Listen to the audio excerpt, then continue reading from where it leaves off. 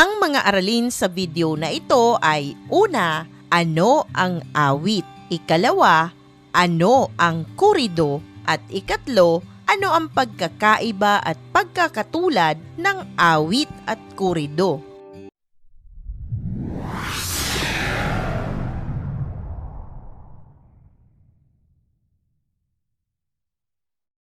Ano nga ba ang awit? Upang mapalaganap ang Katolisismo sa Pilipinas, ginamit ng mga Kastila ang panitikan. Ilan sa mga ito ang awit at kurido. Dahil dito, naipamulat sa mga katutubo ang Kristyanismo. Ito rin ay ginamit panlibang ng mga tao. Ang awit ay isang uri ng tulang pasalaysay na binubuo ng tig-aapat na taludtod sa bawat saknong, na ang bawat taludtod naman ay may lalabindalawahing pantig, at ang tradisyonal na dulong tugma nito ay isahan. Ang awit ay ginawa upang awitin ng mga tao sa mga natatanging pagtitipon o okasyon. Ito ay may himig na mabagal.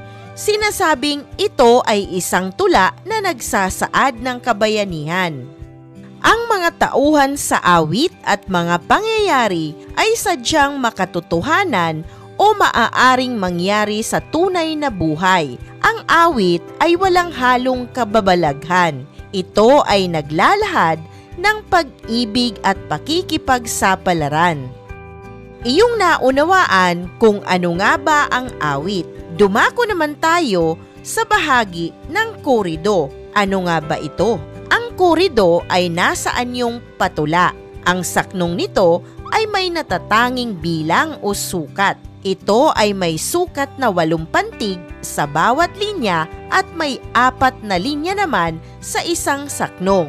Ang kurido ay may magkakasing tunog at magkakatugma na pantig. Ito ay binibigkas na pakanta, nasaan yung allegro o mas mabilis. Sinasabing ang kurido ay salaysay ng pakikipag-ibigan at pakikipagsapalaran. May temang bayani at naglalahad ng mga kababalaghan. Karaniwan ang pumapaksa sa kagitingan ng mga hari at reyna, prinsesa at prinsipe, kakikitaan ng mga pangyayaring may kaugnayan sa Kristyanismo. Ang kurido ay may mahalagang ambag sa panitikan ng mga Pilipino. Ito rin ay sinasabing tulang panrelihiyon. Kadalasang ang kurido ay tungkol sa mga alamat at hindi kapani-paniwalang kasaysayan at batay sa mga kaganapan sa Europa. Ating naunawaan kung ano nga ba ang kurido. Tukuyin naman natin kung ano nga ba ang pagkakaiba ng awit at kurido. Nagkakaiba ang awit at kurido sa paraan ng pagbigkas.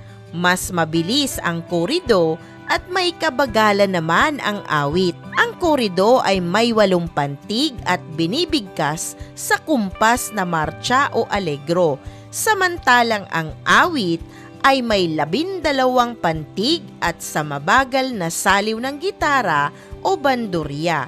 Ang binibigyang focus ng kwento sa awit ay mga aral sa buhay. Bagamat may aral sa buhay na mapupulot sa kurido, mas nakatuon ang intensyon nito sa ikawiwili ng mga mambabasa. Ano naman kaya ang pagkakatulad ng awit at kurido? Katulad ng iba pang panitikan, isa ang awit at kurido sa nagbabahagi at kapupulutan ng mabuting aral sa buhay ng mga mambabasa. Ang kurido, katulad ng awit, ay may mahalagang ambag sa panitikan ng mga Pilipino. Kapwa nagbabahagi ito ng kwentong pag-ibig at tiyak na magiging mahusay na libangan ng sinumang babasa. Isang mahalagang aralin muli ang iyong napanood. Maraming salamat sa panonood sa channel na Aralin sa Filipino. Huwag mag-atubiling mag-comment ng inyong tanong, suggestions o paglilinaw ukol sa aralin. Munting kahilingan sa iyong kaibigan, paki-like, share and subscribe para updated ka sa mga susunod pang bagong video ng Aralin mo sa Filipino.